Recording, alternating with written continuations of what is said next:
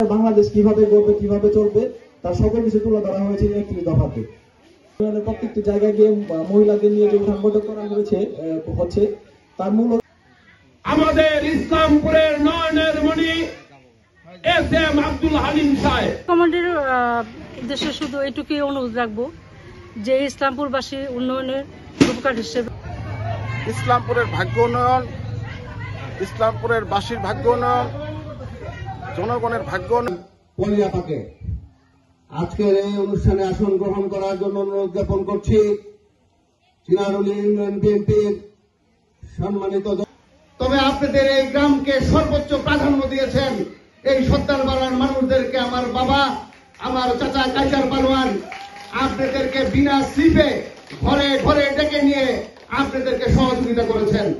আজকে সেই ধারাবাহিকতায় আজকে সেদিন আমার বাবা সেই ভালো কাজটি করেছিল বলে আজকে আমরা আরেকটি ভালো মানুষকে, আমাদের প্রিয় নেতা হালিম ভাইকে আপনাদের সামনে এনেছি।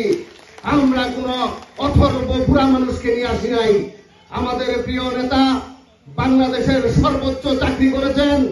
আমাদের প্রিয় নেতা বাংলাদেশের দেশনেত্রী বেগম খালেদা জিয়ার সাথে রাজনীতি করেছেন। ওনার রাজনৈতিক উপদেষ্টা হিসাবে নিয়োজিত আছেন।